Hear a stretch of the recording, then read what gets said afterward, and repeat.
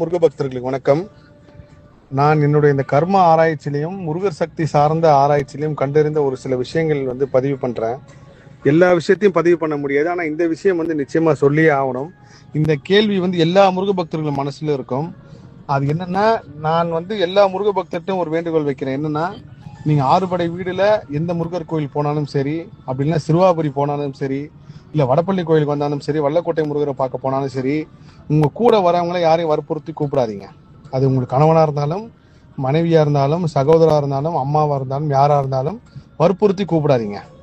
எனக்கு வர விருப்பம் இல்லை அப்படின்னு வற்புறுத்தி கூப்பிட்டு போனீங்கன்னா, அதோட எதிர்வினையும் நல்வினையும் இரண்டுமே உங்ககிட்ட கண்டிப்பா சேரும். ஏன்னா அவங்க என்னைக்கு முருகனை பார்க்கணுன்றது அவங்களோட விதியை பொறுத்து. இது ஒரு விஷயம். அதே மாதிரி ரொம்ப ரொம்ப அதீத சக்தி வாய்ந்த இடங்களான திருச்செந்தூர், பழனி, திருப்பரங்குன்றம், ஆறுபடை வீடு, இன்னும் எக்கச்சக்க இடம் இருக்கு. முருக சக்தி அதிகமா உள்ள ஒரு இடத்துக்கு நீங்க குடும்பத்தோட போனீங்கன்னா ரொம்ப ரொம்ப நல்லது. ஆனால் அந்த குடும்பத்தோட போறப்பதான் பாத்தீங்கன்னா கணவன் மனைவிக்குள்ள கடுமையான சண்டை நான் வரமாட்டேன் நீ போ அப்படின்னு சொல்ற அளவுக்கு ஒரு பிரச்சனை வரும்.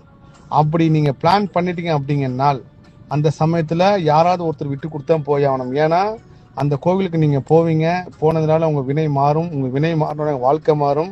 வாழ்க்கை மாதிரி நல்லது நடக்கிறப்போ உங்களோட வினையே இந்த பிரச்சனையை உருவாக்கும். 5 மணிக்கு கோயிலுக்கு நம்ம கிளம்புறோம் அப்படின்னா மதியானம் 1 மணி